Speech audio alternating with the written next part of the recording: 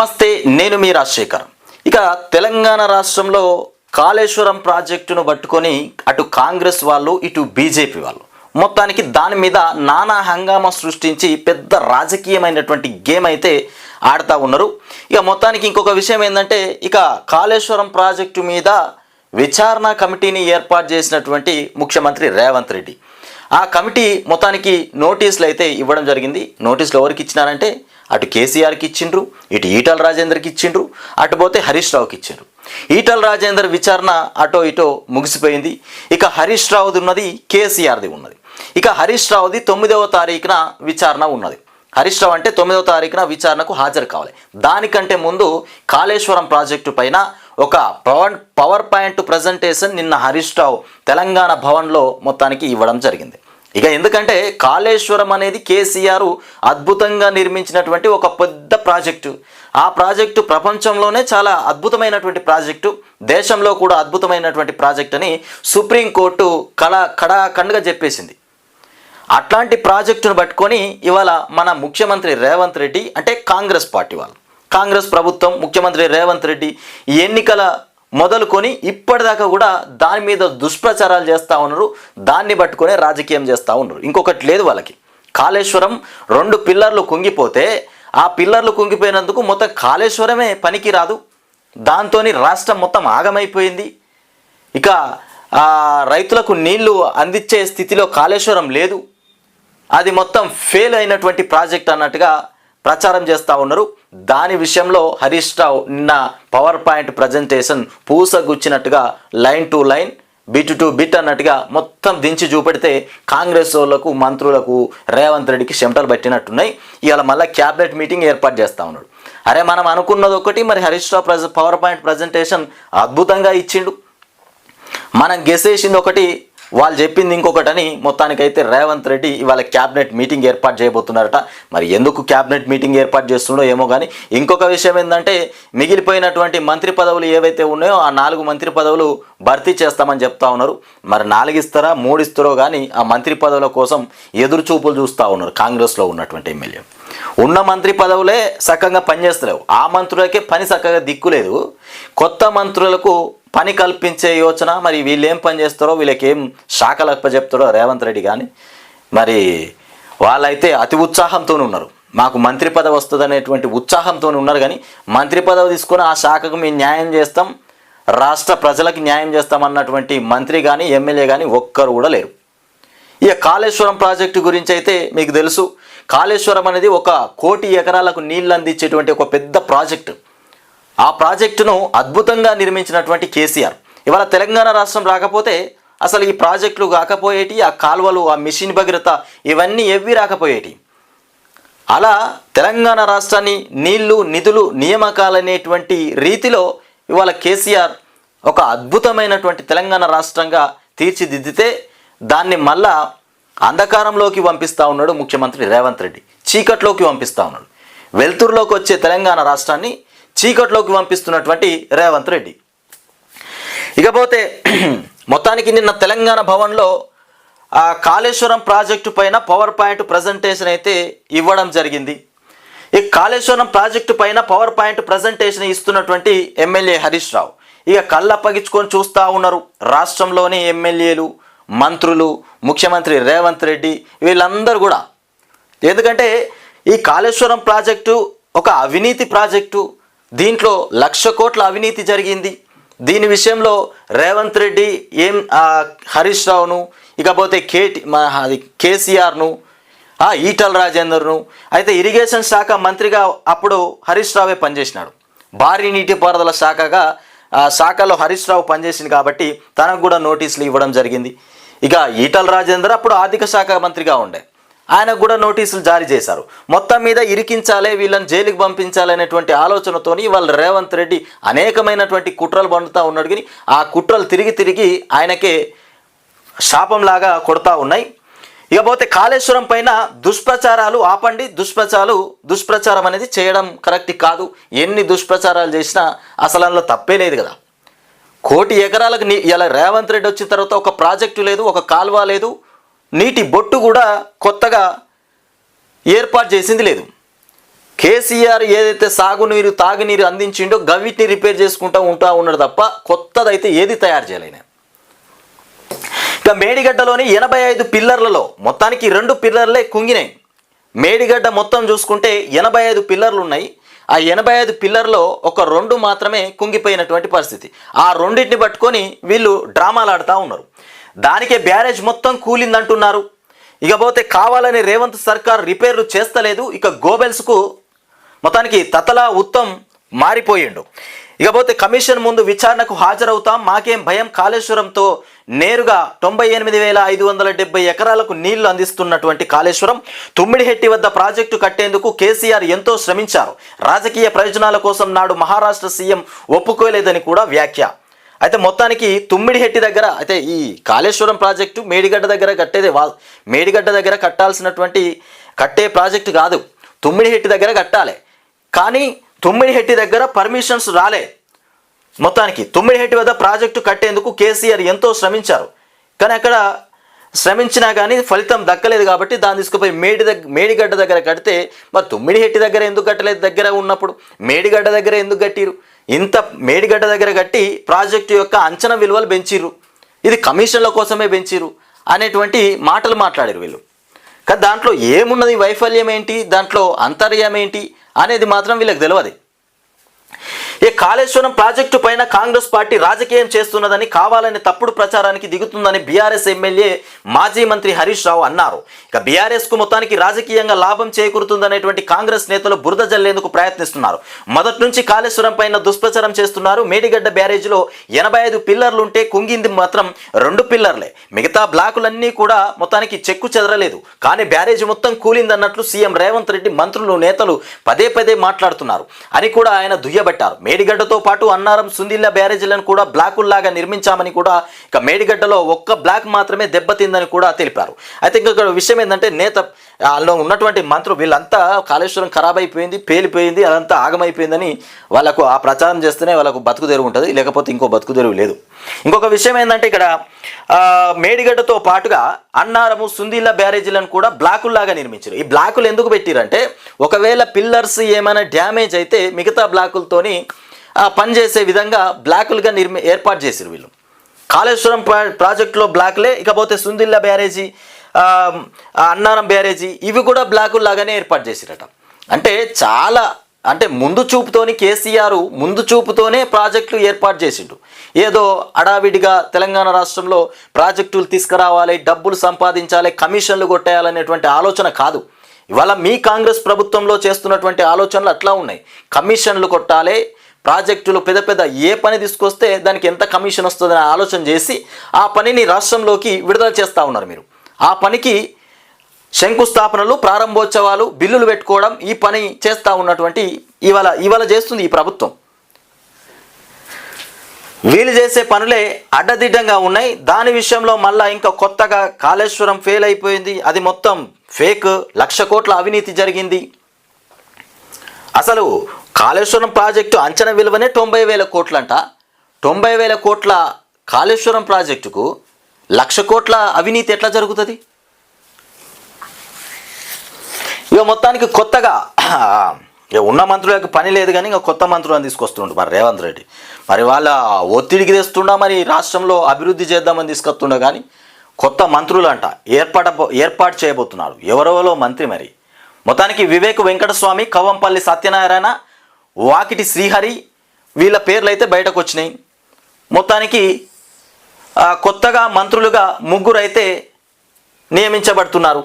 ఆ 3 అయితే వీళ్ళ పేర్లు అయితే బయటకు వచ్చినాయి. వివేక్ వెంకటస్వామి, కవ్వంపల్లి సత్యనారాయణ ఈయన కొత్త క్యాండిడేటే. మరి మనకు తెలిసి మాత్రం కొత్త క్యాండిడేటే. ఈ పేరు కూడా నేనైతే మొదటిసారిగా నిన్న. ఈయన ఇల్లంతకుంట ఏది మన మానకొండూరు నియోజకవర్గపు ఎమ్మెల్యే. ఇకపోతే వాకిటి శ్రీహరి పేర్లు ఖరారు. ఇక క్యాబినెట్ విస్తరణకు కాంగ్రెస్ హైకమాండ్ ఓకే చెప్పేసిందట. క్యాబినెట్ విస్తరణకు మొత్తానికి కాంగ్రెస్ హైకమాండ్ ఓకే చెప్పేసింది. ఢిల్లీ నుంచి హైదరాబాద్కు చేరుకున్నటువంటి గవర్నర్ విష్ణుదేవ్ మొత్తానికి ప్రమాణ స్వీకారం కోసం రాజ్భవన్లో ఏర్పాట్లు కూడా చేస్తూ ఉన్నారట. ప్రమాణ స్వీకారం చేయడానికి కూడా ఏర్పాట్లు జరుగుతూ ఉన్నాయి.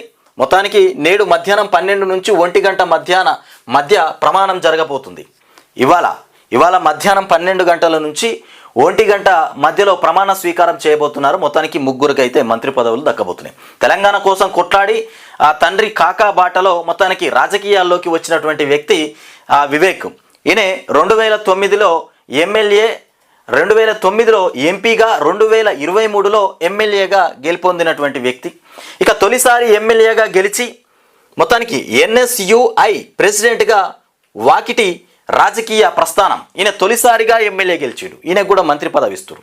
మరి ఈయన ఏ అవగాహనతోని మంత్రి పదవి అప్పచెప్తున్నారు? ఇకపోతే జడ్పీటీసీ టు మంత్రి, 2 సార్లు ఓడి 3వసారి ఎమ్మెల్యేగా కవ్వంపల్లి గెలుపు వరించినటువంటి మంత్రి పదవి. కవ్వంపల్లి మొత్తానికి 2 సార్లు ఓడిపోయినట, 3వసారి ఎమ్మెల్యేగా గెలిచిందట. ఈయన జడ్పీటీసీ నుంచి డైరెక్ట్ మంత్రి పదవి కొట్టేస్తుండు కవ్వంపల్లి. మొత్తానికి వీళ్ళంతా కొత్తలే, ఎవరికి కూడా రాజకీయ సీనియర్ అనుభవాలు లేవు. ఒక 4-5 సార్లు ఎమ్మెల్యే చేసి కానీ, గతంలో మొదట్లో మంత్రిగా చేసి కానీ ఆ రకంగా ఎవరు లేరు. డైరెక్ట్ ఎమ్మెల్యే నుండి మంత్రి పదవి కొట్టేస్తారు వీళ్ళంతా. మరి వీళ్ళంతా మరి మూటలు గిట్లా పంపించారో మరి ఢిల్లీకి రేవంత్ రెడ్డికి ఏమైనా సమర్పించుకున్నారో. మరి ఈ పేర్లన్నీ ఖరారు చేసింది మరి హైకమాండా, మరి ఇక్కడి కమాండేనా?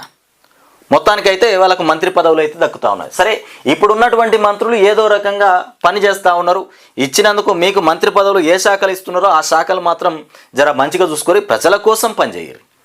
మీ శాఖలు మీకు ఇస్తే మీ శాఖల్లో మీరు డబ్బులు సంపాదించుకోవడానికి పనిచేయకుండా ఆ శాఖలు ప్రజల కోసం ఏ రకంగా అయితే ఉపయోగపడతాయో వాటిని ఆ రకంగా వాడండి, పనిచేయండి.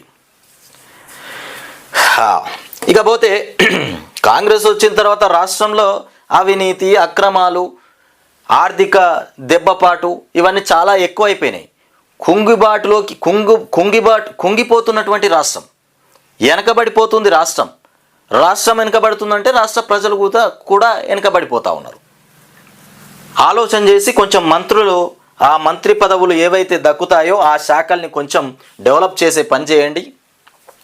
ఇకపోతే బనకచర్ల పైన కేంద్రం నిర్ణయం తీసుకోలేదట. ఇంకా ఈ బనకచర్ల ఏదైతే ఉందో ఇది బనకచర్ల ఏదైతే ప్రాజెక్ట్ ఉందో ఈ ప్రాజెక్టు కట్టడం వల్ల మన తెలంగాణ నీళ్ళన్నీ ఏపీకి ఎత్తుకోపోయేటువంటి ప్రాజెక్ట్ ఇది బనకచర్ల. మరి దానికి ఇంకా కేంద్రం నిర్ణయం తీసుకోలేదంట. మరి దాని మీద విశ్లేషణ జరుగుతూ ఉన్నది.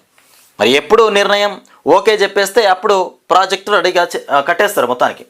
ఇక గోదావరి జలాల పంపిణీలో తెలంగాణకు అన్యాయం జరగొద్దు అంటూ కిషన్ రెడ్డి ఇవాళ నోరెత్తిండా కిషన్ రెడ్డి. మరి మొత్తానికి గోదావరి జలాల పంపిణీలో తెలంగాణకు అన్యాయం జరగొద్దు. రాష్ట్రంలో 2 కేంద్ర మంత్రులు ఉన్నారు. కేంద్ర మంత్రుల నుండి కూడా తెలంగాణ రాష్ట్రానికి న్యాయం జరగట్లేదని చెప్పిండ్రు. మొత్తానికి కేంద్ర మంత్రులు ఎవరయ్యా అంటే ఒకటి కిషన్ రెడ్డి, ఇంకోటి బండి సంజయ్. 2 కూడా కేంద్ర మంత్రులే. మరి వీళ్ళు ఉండి కూడా పార్లమెంట్లో ఒక్కసారి కూడా తెలంగాణ రాష్ట్రానికి గోదావరి జలాల్లో అన్యాయం జరుగుతుంది, ఆ అన్యాయానికి మూల కారణం బనకచర్ల ప్రాజెక్టు, దీన్ని ఆపేయాలి, ఈ ప్రాజెక్టుకు ఓకే చెప్పొద్దు, ఇలాంటి అంశాలు కానీ ఇంకేదైనా దాని గురించి కానీ మాట్లాడలే. మరి వాళ్ళ కిషన్ రెడ్డి అయితే బయటకు వచ్చి మాట్లాడుతూ ఉన్నాడు. మొత్తానికి గోదావరి జలాల పంపిణీలో తెలంగాణకు అసలు అన్యాయము జరగొద్దని చెప్తా ఉన్నాడు. దీనిపైన కేంద్రానికి రేవంత్ రెడ్డి లేఖ రాయాలి. ఇక బీబీ లింక్ ప్రాజెక్టును కూడా ఎందుకు ఆపలేదని మొత్తానికి జలవనరుల శాఖను కూడా కలిసి వివరించారు. ప్రాజెక్టు రిపోర్టు చదవాక కేంద్రం నిర్ణయం, ఇక అప్పటి ఫైనాన్స్ మినిస్టర్గానే విచారణకు ఈటల, ఇక త్వరలో బీజేపీ తరపున కమిషన్ కూడా కలుస్తామని వెల్లడి చేస్తూ ఉన్నటువంటి కిషన్ రెడ్డి. ఓకే, ఇకపోతే ఇవాళ రేపు చేప ప్రసాదం వేస్తారట. ఇక ఈ చేప ప్రసాదం అనేది చాలామందికి తెలుసు. చేప ప్రసాదం మింగుతారు. మరి చేప ప్రసాదం అంటే చేప పిల్లని అందులో పెట్టి మరి వేస్తారా, మరి ఎట్లుంటుందో చేప ప్రసాదం. నేనైతే ఎప్పుడు వేసుకోలే చేప ప్రసాదం అనేది ఇన్నా. ఇక ఇవాళ రేపు మొత్తానికి చేప ప్రసాదం అయితే వేస్తారంట. హైదరాబాదు నాంపల్లి ఎగ్జిబిషన్ గ్రౌండ్లో అది సోమవారాల్లో మొత్తానికి బత్తిని కుటుంబ సభ్యులు చేప ప్రసాదం పంపిణీ చేయనున్నారు. బత్తిని కుటుంబ సభ్యులు ఈ చేప ప్రసాదాన్ని పంపిణీ చేయనున్నారు. ఎక్కడ ఇది? హైదరాబాద్ నాంపల్లి ఎగ్జిబిషన్ గ్రౌండ్లో. మొత్తానికి ఇందుకోసం రాష్ట్ర ప్రభుత్వం ఏర్పాట్లు పూర్తి చేసింది. 4-5 లక్షల మంది వరకు వస్తారని కూడా అంచనా వేస్తూ ఉన్నారు. చేప ప్రసాదం కావాలనుకుంటే హైదరాబాద్లోని నాంపల్లి ఎగ్జిబిషన్ గ్రౌండ్లోకి వెల్లుర్రి. ఆది సోమవారాల్లో మొత్తానికి ఈ చేప ప్రసాదం అయితే అందుతుంది. అంటే ఇయ్యాల రేపు కూడా ఇస్తారు. పోవాలి చేప ప్రసాదం వేసుకోవాలనుకున్న వాళ్ళు అక్కడికి పోయి చేప ప్రసాదం అయితే వేసుకొని రండి. మొత్తానికి 4-5 లక్షల మంది వస్తారని అంచనా వేస్తున్నారట. ఇకపోతే దేశం విదేశం మొత్తానికి ఎలాన్ మస్క్ కొత్త పార్టీ. ఎలాన్ మస్క్ మొత్తానికి కొత్త పార్టీ. ట్రంప్ ఎలాన్ మస్క్ బాగా పంచాయతీ జరుగుతూ ఉన్నది.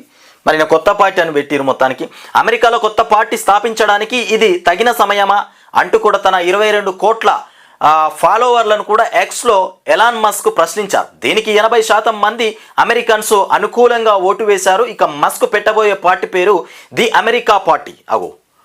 పార్టీ పేరు వచ్చేసి ది అమెరికా పార్టీ అంటూ మొత్తానికైతే ప్రచారం జరుగుతోందన్నారు.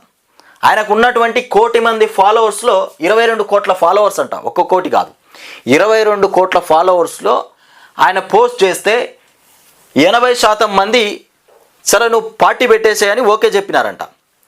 ఇక సరే అనుకున్నటువంటి ఎలాన్ మస్క్ మొత్తానికి ఆయనే పార్టీ పేరు ది అమెరికా పార్టీ. ఆ పేరుతోని మొత్తానికైతే పార్టీ ఏర్పాటు చేద్దాం అనుకుంటుండు.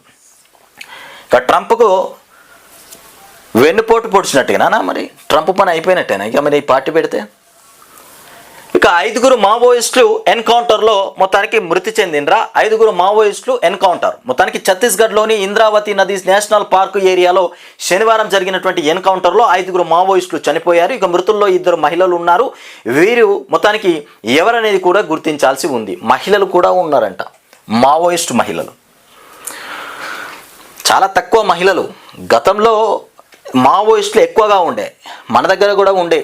వాళ్ళను అన్నలని, నక్సలైట్లని, మావోయిస్టులు అన్నలని చాలా మట్టుకు తిరిగినారు. అవి చంద్రబాబు హయాంలో అవన్నీ కొన్ని చోట్ల మొత్తం ఎన్కౌంటర్ చేసేసి వాళ్ళని తీసేసి ఏర్పారేసారు.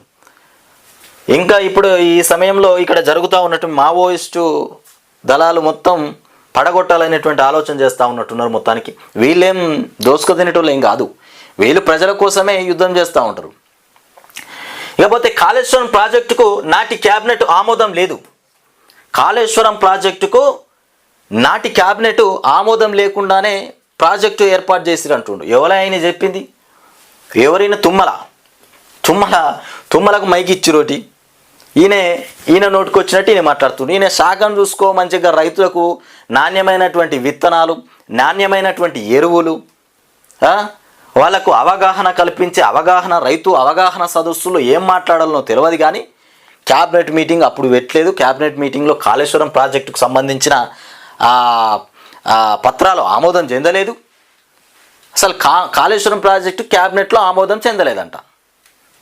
మరి తుమ్మలకు చెప్పిండ్రా ముచ్చట వలన? మరి నీకు ఎట్లా తెలుసు? చెప్పుండి. సబ్ కమిటీ ముందుకు కాళేశ్వరం ప్రాజెక్టు ప్రతిపాదనే రాలేదట. అంటే ఈయన అప్పుడు ఉన్నాడా మరి లేడా మరి ఏ పార్టీ ఏం కథ మరి నాకైతే తెలియదు. మరి తుమ్మల చెప్తా ఉన్నాడు క్యాబినెట్ మీటింగ్లో కాళేశ్వరం ప్రాజెక్టు గురించి ప్రస్తావన చేయలేదు. అంటే మొత్తం కేసీఆరే చూసుకున్నాడు అన్నట్టు, మంత్రులు కూడా చెప్పలేదు అన్నట్టు. అంటే అందరికీ కళ్ళు లేవా? అంత పెద్ద కాళేశ్వరం ప్రాజెక్టు 85 పిల్లర్లతోని కొన్ని వేల ఎకరాలతోని కాళేశ్వరం ప్రాజెక్టు కడతా ఉంటే దాన్ని క్యాబినెట్లోకి తేలేదు. ఎవరు కనబడకుంటేనే సాటుకు కట్టిరేమో, పరదలు గిట్ల కట్టి చుట్టూ పరద కట్టిరా మరి.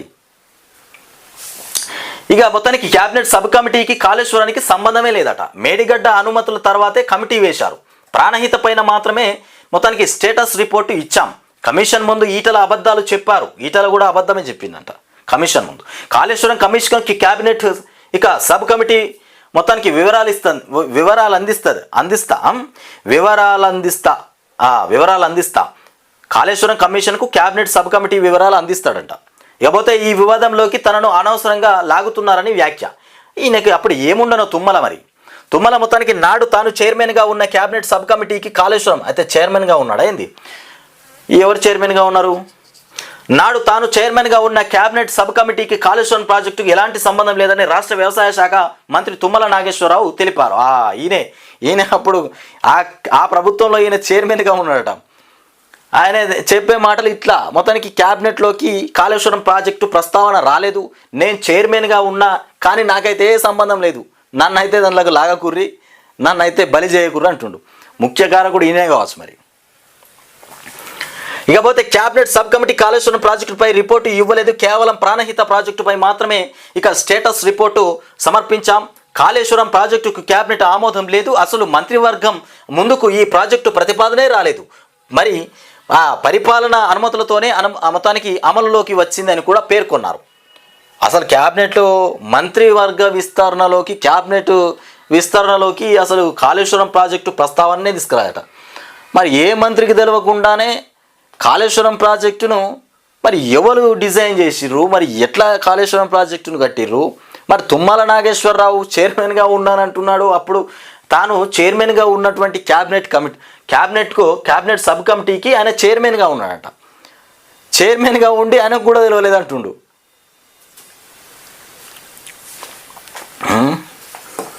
ఇప్పుడు ఆ సమయం అయిపోయింది. అది శాస్త్రం అంటూ చూడు, గొర్రెలు నాది కాదు గొంగడి నాది ఏదో అంటారు కదా, అట్లా చెప్తా ఉన్నాడు తుమ్మలకు భయం అయిపోతుంది. ఇంత నా మంత్రి పదవి ఎక్కడ వీకేస్తారో మా కాంగ్రెస్ పార్టీలో ఆయనత మంచిగా ప్రశాంతంగా బతుకుతా ఉన్నా నాకు నోటీసులు వస్తే మరి నేనేటి పోవాలి అనుకుంటుండో ఏమో. మరి తుమ్మలకు కూడా ఇచ్చేది నోటీసులు, మరి ఏదో రకంగా ఇవ్వాలి ఈయనకు కూడా. ఇక బనకచర్ల పైన మొత్తానికి మాట్లాడినటువంటి అంశాలు. ఇక కాళేశ్వరం డిజైన్ పూర్తిగా కేసీఆర్దేనట, ఈయన చెప్తా ఉన్నాడు. ఇక డిపిఆర్ గీయలే, దానికి ఇది ఇంజనీరింగ్ ప్లానింగ్ ఉంటుంది. కాళేశ్వరం అంత పెద్ద ప్రాజెక్టు కడుతుంటే దానికి ప్లానింగ్స్ ఉంటాయి, దానికి కూడా ఒక వ్యవస్థ ఉంటుంది, ఒక కంపెనీ ఉంటుంది. కంపెనీ వాళ్ళు డిజైన్ చేస్తారు.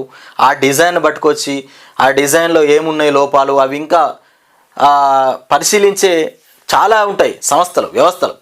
అవన్నిటితో సంబంధం లేకుండా కేసీఆర్ డిజైన్ గీసిండట. ఇక రేవంత్ రెడ్డి చెప్తా ఉంటాడు, విమానంలో పోతూ ఉంటేనట కేసీఆర్ అట్లా కట్టగట్టుర్రి, ఈనంగా ఇటు దింపుర్రి, ఇట్లా నోటి మాటతో చెప్పగానే ఇంజనీర్లు దాన్ని పట్టుకొని గ్రాఫ్ గీసిరట. మరి అంత తెలివి లేకుంటున్నారా ఇంజనీర్లు కూడా? మరి మరి రేవంత్ రెడ్డి మాట్లాడడానికైనా కొంచెం ఆలోచించి మాట్లాడాలి కదా. అంత పెద్ద ప్రాజెక్టును కేసీఆర్ చెప్పినట్టుగా కట్టిండ్రు అని రేవంత్ రెడ్డి ఎట్లా మాట్లాడుతుండు? తప్పుడు మాటలు కాకపోతే ఆయన ఎవరి మాట వినేవారు కాదు కేసీఆర్. ఇది వాస్తవం. కేసీఆర్ ఎవరి మాట వినడు, అది కరెక్టే. కానీ ఈ ప్రాజెక్టు విషయంలో మాత్రం వింటాడు, వినాల్సినటువంటి సిచ్యువేషన్. ఎందుకంటే అది మనం ఒక చిన్న బాత్రూమ్ కట్టుకుంటేనే వాస్తులు చూస్తాం, ఎట్లా కట్టాలి, ఏ సిమెంట్ వేయాలన్నారు ఆయన అని ఆలోచన చేస్తాం. ఏ సంబంధం లేకుండా ఆయన ఇష్టంతోనే చేసిండని మాట్లాడుతున్నారు వీళ్ళు. ఎవరైనా తప్పు ఇక ఎత్తి చూపితే మళ్ళీ పిలిచేవారు కాదు. ఇక ఇందులో ఈటల పాత్ర నామమాత్రం అన్నటువంటి బీజేపీ ఎంపీ మొత్తానికి గూగుల్ మ్యాప్లు కూడా చూసి డిజైన్ చేశారని వెల్లడి. గూగుల్ మ్యాప్లు చూసి డిజైన్ చేసిరట. గూగుల్ మ్యాప్లు చూసి డిజైన్ చేసిరు. ఇందులో ఈటల పాత్ర నామమాత్రం అన్న బీజేపీ ఎంపీ.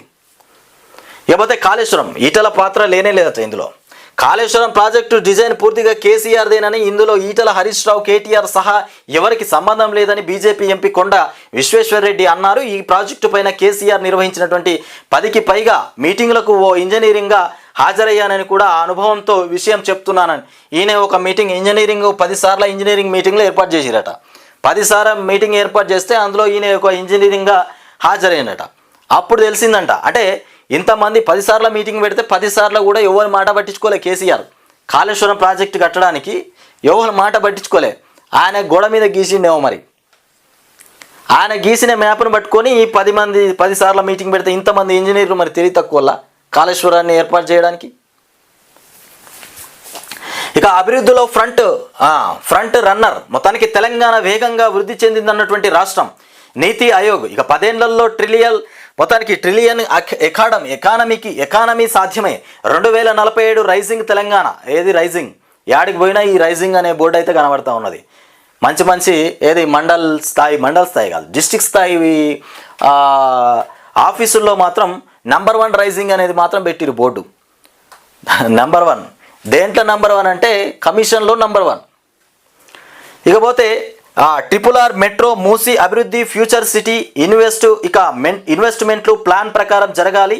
అదే టైంలో రాష్ట్ర ఆదాయం ఇక పర్ క్యాపిటా ఇన్కమ్ మొత్తానికి సమానంగా పెరగాల్సి ఉందని కూడా వెల్లడి చేస్తున్నటువంటి అంశం. ఇక ఫ్రెంచ్ ఓపెన్ టెన్నిస్ గ్రౌండ్ ఇది ఇక్కడ పోతే ఇక మేడిగడ్డ బ్యారేజీలో 6 గల్లంత అయిపోయారు. మొత్తానికి ఈతకు వెళ్ళి మునిగినటువంటి 4 యువకులు 2 పిల్లలు 3 రెస్క్యూ టీంలతో మొత్తానికి గాలింపు చేస్తూ ఉన్నారు. మేడిగడ్డ బ్యారేజ్లో 6 గల్లంత అయిపోయారట. అందులో వీళ్ళు ఈతకు పోయారట. మొత్తానికి 4 యువకులు ఉన్నారు, 2 పిల్లలు కూడా ఉన్నారు. మొత్తానికి భూపాలపల్లి జిల్లాలోని మేడిగడ్డ బ్యారేజ్లో శనివారం 6 గల్లంతయ్యారు. వీరిలో 4 యువకులు 2 బాలురు కూడా ఉన్నారు. ఇక మొత్తానికి సరదాగా ఈత కోసం నీటిలోకి దిగిన ఫ్రెండ్స్లో 6 నీట మునగగా 1 మొత్తానికి సేఫ్గా ఒడ్డుకు చేరుకున్నారు. ఇక కన్న తండ్రి కళ్ళ ముందటే మొత్తానికి అతని 2 కొడుకులు కూడా నీట మునగడం తీవ్ర విషాదాన్ని మొత్తానికి నింపిందంట.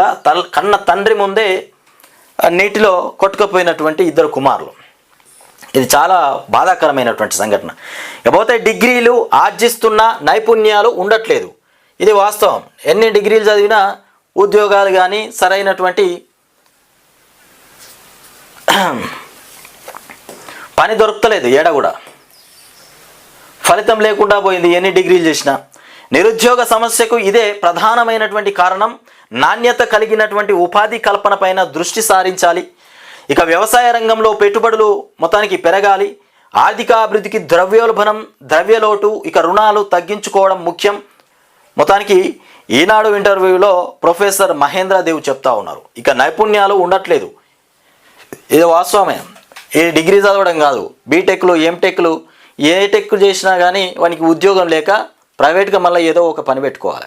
ఓ బిజినెస్ చేయాలి, లేకపోతే బయకాడికన్నా వ్యవసాయమన్నా చేయాలి, లేకపోతే ఏదన్నా వ్యవస్థనన్నా స్థాపించుకోవాలి. అంతే తప్ప గవర్నమెంట్ ఉద్యోగం వస్తుంది అనేటువంటి ఆశలు అయితే చంపుకున్నారు. ఇక పోను ఈ ప్రభుత్వంలో మాత్రం మొత్తం ఆశలు చంపుకున్నారు. ఇక కాంగ్రెస్ ప్రభుత్వంలో ఉద్యోగం వస్తుంది అనేటువంటి ఆలోచన మొత్తమే చంపుకున్నారు. ఇక నేడే మంత్రివర్గ విస్తరణ. ఇక మహారాష్ట్రలో మ్యాచ్ ఫిక్సింగ్.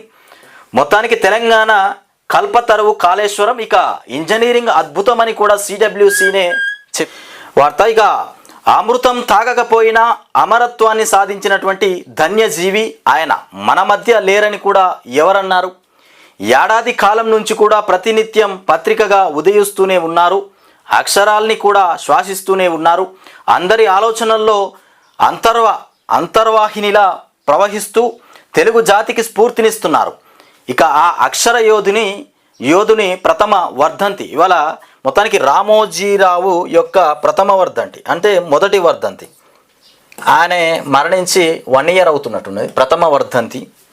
మొత్తానికి ఆయన చాలా బిజినెస్ స్టార్ట్ చేసినాడు రామోజీరావు.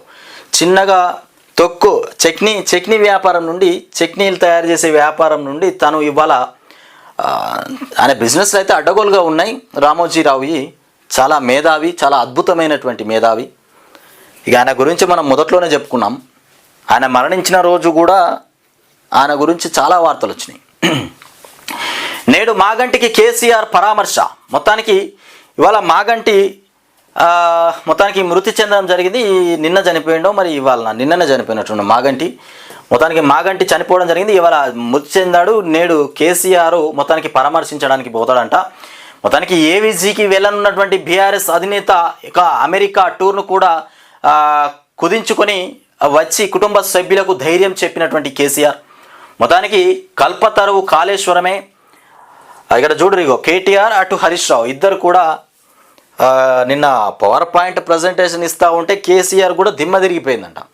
హరీష్ రావు పవర్ పాయింట్ కాళేశ్వరం గురించి వివరించి చెప్తా ఉంటే కేసీఆర్ కూడా ఆశ్చర్యానికి గురైపోయాడు. కేటీఆర్ కూడా ఆశ్చర్యానికి గురైపోయాడు. ఆయననే చేతుల్లో తడుముకుంటా ఉన్నాడు. హరీష్ రావు చెప్పేటువంటి మాటలు వింటా ఉంటే కాళేశ్వరానికి ఇంత పవర్ ఉందా, ఇంత పెద్ద కాళేశ్వరం. ఆయన చెప్పేదాకా కూడా కేటీఆర్కి అర్థం కాలే కాళేశ్వరం గురించి. ఏదో కాళేశ్వరం ప్రాజెక్ట్ అంటే ప్రాజెక్ట్ అనుకున్నాడు. కానీ నిన్న వివరించి చెప్తే దాని యొక్క ఫలితం ఏందనేది కేటీఆర్కు కళ్ళల్లో ఆ రకంగా కనబడ్డది. మొత్తానికి బువ్వ పెట్టిన ప్రాజెక్టు పైన కాంగ్రెస్ అసత్య ప్రచారం. మేడిగడ్డకు రిపేర్లు చేయొచ్చని కూడా ఎన్డీఏసీఏనే చెప్పింది. మేడిగడ్డను ఎంపిక చేసింది కేంద్రానికి చెందినటువంటి వ్యాప్కోస్. ఇక కాళేశ్వరానికి కేంద్ర ప్రభుత్వం నుంచి అన్ని అనుమతులు ఉన్నాయంట. పవర్ పాయింట్ ప్రజెంటేషన్లో మొత్తానికి మాజీ మంత్రి హరీష్ రావు చెప్తున్నటువంటి అంశాలు. కాళేశ్వరానికి కేంద్ర ప్రభుత్వం నుంచి కూడా అన్ని రకాల అనుమతులు ఇచ్చిండ్రు. అన్ని రకాల అనుమతులతోనే ఆ ప్రాజెక్టును కూడా ఏర్పాటు చేయడం జరిగింది. మేడిగడ్డ వద్ద నిర్మాణాన్ని రిటైర్డ్ ఇంజనీర్లు కూడా స్వాగతించారు. రిటైర్డ్ ఇంజనీర్లు కూడా మేడిగడ్డ దగ్గర కాళేశ్వరం కట్టుకోవచ్చు, దానికి పెద్ద సమస్య ఏం లేదని రిటైర్డ్ అయిపోయినటువంటి ఇంజనీర్లు కూడా అనుమతి ఇచ్చిండ్రు. మొత్తానికి డిపిఆర్కు అయినటువంటి ఖర్చు 677 కోట్లు కాదు, 6.77 కోట్లే. ఇకపోతే కాళేశ్వరంతో కొత్తగా 20,33,572 ఎకరాలు సస్యశ్యామలమైనవి. ప్రాణాలకు తెగించి తెలంగాణ ఏర్పాటు కోసం కొట్లాడినాం. ఇకపోతే దేనికి భయపడేది లేదు, కమిషన్ విచారణకు మొత్తానికి బాజాప్తా వెళ్తాం. కాంగ్రెస్ బీజేపీ కలిసి తెలంగాణ గొంతు పిసుకుతున్నాయి. సాగునీళ్ళిచ్చి ఇక ప్రజల కన్నీళ్లు తుడిచినటువంటి కేసీఆర్ పైన అభండాలు వేస్తూ ఉన్నారు. కాళేశ్వరం లేకుండానే ధాన్యం పండించమంటున్నారు. కాళేశ్వరంతో సంబంధం లేకుండానే ఇవాళ కాంగ్రెస్ వాళ్ళు ధాన్యం పండించమని చెప్తా ఉన్నారు. 2014కు ముందు నీళ్లు ఎందుకు ఇయ్యలే, ఇక పంటలు ఎందుకు పండలే? ఎన్డీఏ జేబు సంస్థగా ఎన్డీఎస్ఏ మాజీ మంత్రి హరీష్ రావు, మొత్తానికి ఎన్డీఏ జేబు సంస్థగా మారిపోయింది. ఎన్డీఎస్ఏ అంటూ మొత్తానికి మాజీ మంత్రి హరీష్ రావు చెప్తున్నటువంటి అంశాలు. ప్రాణహిత చేవల్ల ప్రాజెక్టులో కాంగ్రెస్ నిధులు మొత్తానికి మింగిందని కూడా ఫైర్. నేడే మంత్రివర్గ విస్తరణ సల్లగుండా. ఇక కొన్నది తక్కువ, ప్రచారం ఎక్కువ. ఎక్కడదా ఏం కొన్నారో ఏమో. ధాన్యం కొనుగోళ్ల పైన రేవంత్ సర్కారు గొప్పలు చెప్తా ఉన్నది. కొన్నది తక్కువ, గొప్పలు ఎక్కువ. ఈ కొన్నకాడికి రైతులకు పైసలు ఇచ్చింది లేదు, పోయింది లేదు, రూపాయి ఇచ్చింది లేదు, పీకింది లేదు. కానీ అడ్డగోలు అయితే ప్రచారాలు అయితే జరుగుతూ ఉన్నాయి. బీఆర్ఎస్ హయాంలో కొన్నది 93 లక్షల టన్నులు, కాంగ్రెస్ సర్కారు కొన్నది కేవలం 72 లక్షల టన్నులు. ఇంత వ్యత్యాసం ఉన్నది. మేం కొన్నామని గ్లోబల్ ప్రచారం చేస్తూ ఉన్నారు. దీన్ని పట్టుకొని రికార్డు స్థాయిలో ధాన్యం కొన్నామంటూ ప్రకటనలు కూడా ఇస్తూ ఉన్నారట. రికార్డు స్థాయిలో. ఏం రికార్డు స్థాయిలో? కొన్నదానికి పైసలు ఇచ్చే ఆలోచన లేదు. ఈ కాళేశ్వరం యొక్క పవర్ పాయింట్ ప్రజెంటేషన్, దీన్ని మొత్తం వివరించి ఒకటి దీనికి కూడా ఒక కాపీ తయారు చేస్తాం. కానీ మొత్తానికైతే ఇది పవర్ పాయింట్ ప్రజెంటేషన్. ఇక కాంగ్రెస్ బీజేపీ రెండు కూడా కలిసి కుమ్మక్క అయిపోయి ఇవాళ బీఆర్ఎస్ పార్టీని ఆ రోడ్డున పడేయాలనే ఆలోచన చేస్తూ ఉన్నాయి. అంటే ముఖ్యంగా కాంగ్రెస్ వాళ్ళే తెలంగాణ రాష్ట్రంలో ఊరేగుదాం అనుకుంటారు. దాంట్లో బీజేపీ వాళ్ళు కూడా, బీజేపీ వాళ్ళని మొన్నే అన్నారు, కాంగ్రెస్ వాళ్ళే అన్నారు. బీజేపీ వాళ్ళు గల్లీలో కూడా తిరుగుకుంటూ చేస్తామని వాళ్ళు మాట్లాడారు, కాంగ్రెస్ వాళ్ళే. మొత్తానికి రెండు కలిసి బీఆర్ఎస్ పైన తప్పుడు ప్రచారం చేస్తూ ఉన్నాయి. కమిషన్ పేరుతో నాటకాలు చేస్తున్నారు. ఇక ఎన్డీఎస్ఏ రిపోర్టును కూడా ఎల్ఎన్టీ మొత్తానికి తిరస్కరించింది. కొంగిన పిల్లర్లను కూడా వెంటనే రిపేర్ చేయించాలి. బనకచర్ల ప్రాజెక్టు పైన సీఎం బీజేపీ మౌనం. ఇక కాంగ్రెస్ పని నిందలు, ఇక దందాలు చందాలు. కాంగ్రెస్ పని నిందలు, దందాలు చందాలు ఈ రకంగా ఉన్నది. కేసీఆర్ నీళ్ళిచ్చి రైతుల కన్నీళ్లు తుడిచిండు. కానీ ఇవాళ కాంగ్రెస్ పార్టీ నీళ్ళు ఇవ్వక, రైతులకు నీళ్ళు ఇవ్వకుండా రైతుల కళ్ళల్లో నీళ్లు తీస్తున్నారు బయటికి. ఇది కాంగ్రెస్ వాళ్ళ పనితీరు. ఇకపోతే కేసీఆర్ నాయకత్వమే రామరక్ష, ఇక కాంగ్రెస్ నాయకత్వం రాక్షస రక్ష. ఇది వాస్తవం. ఇకపోతే ఈటలను టార్గెట్ చేసిన కాంగ్రెస్, ఈటలను టార్గెట్ చేసిరట కాంగ్రెస్ సర్కారు. ఎవరు చెప్తా ఉన్నారు? ఇది వరుస ప్రెస్ మీట్లతో మాట్లాడిన మొత్తానికి దాడి. కాళేశ్వరం పైన కమిషన్కు రాజేందర్ వివరణ. ఈటలను టార్గెట్ చేసిన కాంగ్రెస్ క్యాబినెట్ ఆమోదంతో మొత్తానికి నిర్మించారని కూడా స్పష్టం. క్యాబినెట్ ఆమోదంతో నిర్మించారని స్పష్టం. ఈటల రిపోర్టుతో కుంగుతున్నటువంటి కాంగ్రెస్ విచారణకు తమను కూడా పిలుస్తారేమోనని కూడా భయపడిపోతున్నటువంటి కాంగ్రెస్ మంత్రులు. ఈటల రాజేందర్ అబద్ధాలు చెప్పారంటూ కూడా మీడియాతో సమావేశాలు. ఇక ఈటల నిజాయితీ పరుడు అంటున్న బీజేపీ నేతలు. ఈ కాంగ్రెస్లో ఉన్నటువంటి కొందరు మంత్రులు కూడా భయపడిపోతున్నారట. ఈటలని యాక ఏం చెప్తాడో ఏం కథను. బీజేపీలో ఈటల నిజాయితీ మంత్రుడు, మాటకారి, అబద్ధాలు చెప్పడని బీజేపీ వాళ్ళు చెప్తా ఉన్నారట. ఇక తుమ్మలకైతే చక్కెర అవుతుంది, తుమ్మలదేదో పెద్ద పాత్రనే ఉన్నట్టున్నది ఇంట్లో. దాని మీద అన్ని వ్యతిరేకత ఇప్పుడే చూసినాం మనం. క్యాబినెట్ విస్తరణలో కాళేశ్వరం ప్రాజెక్టు ప్రస్తావన చేయలేదు, దాన్ని అసలు డిపిఆర్ చేయలే, అసలు ఆ ప్రాజెక్టు కేసీఆర్ సొంతంగా డిజైన్ చేసిండు. నేను అప్పుడు కమిటీ చైర్మన్గా ఉన్నా కానీ, సబ్ కమిటీ చైర్మన్గా నేను ఉన్నా కానీ అసలు దాని గురించే తెలియదు అంటుండు. ఈయన భయపడిపోతా ఉన్నాడు ఇక్కడ. ఇక నేడు క్యాబినెట్ విస్తరణ, రాజ్భవన్లో మధ్యాహ్నం మొత్తానికి ప్రమాణం చేయనున్నారు. మంత్రివర్గంలోకి ముగ్గురు అవకాశం. ఇక బీసీ ఎస్సీలకే ప్రాధాన్యత. మొత్తానికి రాష్ట్ర మంత్రివర్గ విస్తరణ నిరక్షీతనకు నిరక్షణకు ఇక తెరపడింది. కేబినెట్ విస్తరణకు కాంగ్రెస్ అధిష్టానం గ్రీన్ సిగ్నల్ ఇవ్వడంతో ఇవాళ కొత్త మంత్రివర్గం కొలువు తీరనుంది. ఇక కొత్తగా 3 లేదా 4కి మంత్రివర్గంలో చోటు దక్కే అవకాశం ఉంది. ఇక మీకు రెండవది, ఇక కాళేశ్వరం యొక్క ప్రాజెక్టు యొక్క అద్భుతాన్ని మీకు చూపెడతా. అది సాల్ బాబు.